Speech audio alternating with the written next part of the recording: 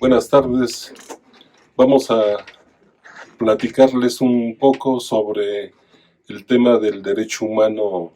al nombre en el Estado de México, un enfoque constitucional y convencional. Partimos para la realización de este trabajo de investigación del análisis sobre el artículo 2.14 del Código Civil del Estado de México, que establece la forma en que las personas o los padres deben de registrar a sus hijos ante el registro civil. Y precisamente ahí se establece que el orden en ese tema, primero se asienta el sustantivo que se refiere al nombre y posteriormente habla de que en primer lugar irá el apellido paterno y posteriormente el apellido materno. Y en su caso, deja también la posibilidad de que los cónyuges se pongan de acuerdo sobre el orden de los apellidos. Históricamente se ha manejado que en primer lugar siempre vaya el apellido paterno al momento del registro. Sin embargo, derivado de las últimas reformas constitucionales, en especial la del 10 de junio del 2011 en el tema de los derechos humanos en México, cambia definitivamente el paradigma de la forma de ver los derechos humanos y en este sentido pues también afecta o influye en el derecho al nombre al momento de inscribirlo en las oficialías del registro civil. En ese sentido, es el motivo por el cual nosotros consideramos que en la forma en que está redactado el artículo 2.14 del Código Civil del Estado de México es violatorio de los derechos que ya mencionamos, precisamente porque los derechos humanos de sede internacional, derivado de los tratados internacionales que el Estado mexicano ha suscrito,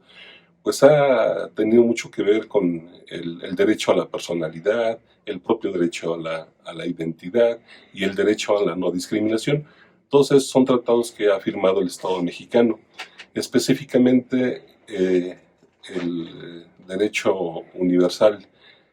habla de que el derecho a la personalidad se compone precisamente del derecho al nombre de manera muy particular y que el derecho al nombre le da la facultad a las personas de ser considerados dignos de derechos y obligaciones, formar parte de un Estado, tener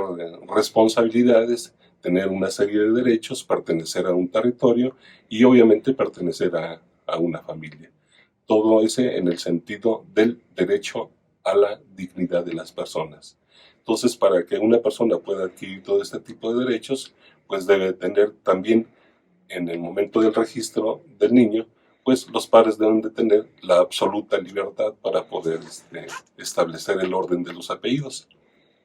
Y en ese sentido, pues se han pronunciado la Declaración Universal de los Derechos Humanos, la Declaración Americana sobre los Derechos Humanos de 1869,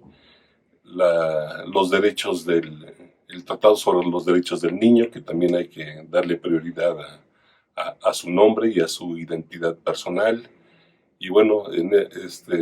y así sucesivamente. El derecho a la identidad abarca de manera muy particular el derecho a que el niño pueda ostentar su nombre de manera libre, sin que el Estado lo limite o lo restrinja en ese sentido.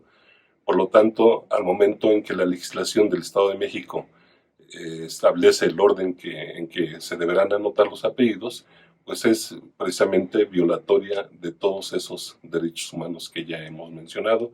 Por eso insistimos que dicho precepto es un precepto, pudiéramos llamar, violatorio del derecho a la no discriminación por género, porque pues indica precisamente que en primera instancia debe de ir el apellido paterno. Además, y por último, quisiera yo mencionar el principio pro homine,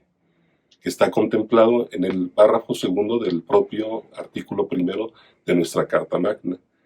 donde significa que cualquier decisión que tomen las autoridades al momento de atender los asuntos de su competencia deben de inclinarse por la norma más favorable a las personas. Y en ese sentido, pues ni qué decir que en el caso del registro del nombre, pues debe de priorizar el derecho fundamental y la libertad fundamental de los padres al momento de registrarlo, y no lo que establece una ley que en todo caso sería inconstitucional. Muchas gracias y buenas tardes.